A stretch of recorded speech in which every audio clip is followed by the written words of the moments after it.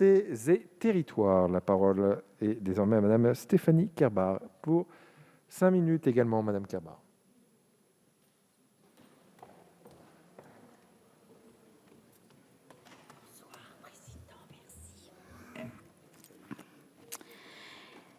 Monsieur le Président, Monsieur le Ministre, Madame la Commission des lois, Madame la rapporteure, mes chers collègues. Le bonheur est une habitude à cultiver, nous enseigne la sagesse populaire. Permettez que je finisse par croire que nos collègues sénateurs trouvent du bonheur à nous renvoyer des textes qui auraient pu faire consensus. Si le groupe Liberté et Territoires a bien noté les compromis faits au Palais du Luxembourg, notamment sur l'écart d'âge maximum entre adoptants et adoptés aux articles 3 et 10, ainsi que la validité du consentement des parents de l'adopté à l'article 7 et de l'enfant à son changement de nom lors d'une adoption simple à l'article 9, nous regrettons que le Sénat ait décidé de maintenir le droit en vigueur concernant les conditions d'âge ou de durée de communauté de vie requises pour adopter. Il a de nouveau supprimé l'article 9 bis qui vise à établir la filiation de la mère d'intention par la voie de l'adoption de l'enfant issu d'une assistance médicale à la procréation à l'étranger. Il a également supprimé l'incrimination de l'accueil des mineurs en vue de l'adoption par des organismes autorisés pour permettre aux quelques associations concernées de continuer de se voir confier des enfants en vue de l'adoption. Sur ce dernier point, le groupe Liberté et Territoires donnait raison au Sénat. Ce soir, je ne peux que réitérer la position du groupe Liberté et Territoires que j'avais exposée en nouvelle lecture le 17 janvier dernier à cette tribune. Nous partageons l'ambition portée par notre collègue Monique Limon qui, à travers cette proposition de loi, vise à donner une famille à un enfant et non l'inverse. Rappelons-le ici, loin de toute polémique sur la PMA ou la GPA, nous légiférons dans l'intérêt seul, et je dis bien seul, de l'enfant, qu'il soit pupille de la nation, confié à l'ASE ou né à l'étranger.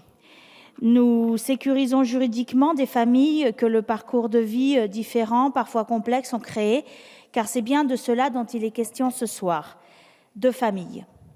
D'enfants ayant perdu leurs parents, d'enfants nés sous X, de neveux, de cousins, d'oncles et de tantes.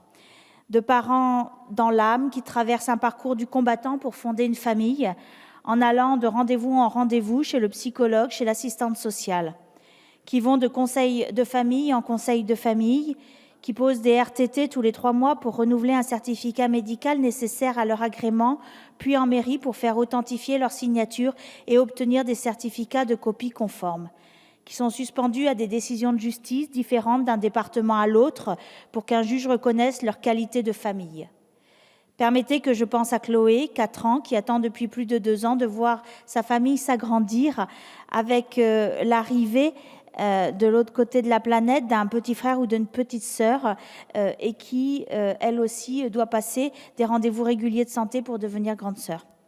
Permettez, à titre très personnel, qui n'engage que moi et non le groupe Liberté et Territoires, que je pense à Olympe, née d'une GPA aux États-Unis, qui a reçu sa carte d'identité française près de 6 ans après sa naissance et dont la petite sœur Hope, elle aussi née aux États-Unis il y a près de 2 ans, n'a pas été reconnue hier par la justice comme faisant partie de sa famille, comme étant la fille aimée de ses 2 papas et de sa grande sœur. Certains diront que je dépasse ici le périmètre de la loi que nous allons adopter tout à l'heure. Je leur répondrai qu'il s'agit d'un seul et même sujet, celui de l'amour. Car oui, mes chers collègues, c'est un mot que nous entendons très peu dans cet hémicycle, et pourtant il est au cœur de la vie de chacun de nos concitoyens, et je l'espère, des membres de cette Assemblée. Il me semble qu'il est toujours bon de rappeler que ce que nous adoptons chaque semaine dans cet hémicycle a des répercussions concrètes sur la vie de nos concitoyens. Avec cette proposition de loi, c'est le quotidien d'enfants que la vie a déjà chahuté, que nous allons améliorer et sécuriser, à l'heure où ils ne devraient se préoccuper que de poupées, de cubes et d'histoires de cours de récré. C'est la raison pour laquelle le groupe Liberté et Territoires soutient ce texte et que je voterai tout à l'heure, non sans une certaine émotion. La loi, l'unique loi, farouche, inexorable, qui régit tout progrès, c'est la loi du plus fort. Nous y ajoutons celle du cœur. Je vous remercie. Merci beaucoup, Madame Kerbar. Dernière oratrice de cette discussion générale, c'est Madame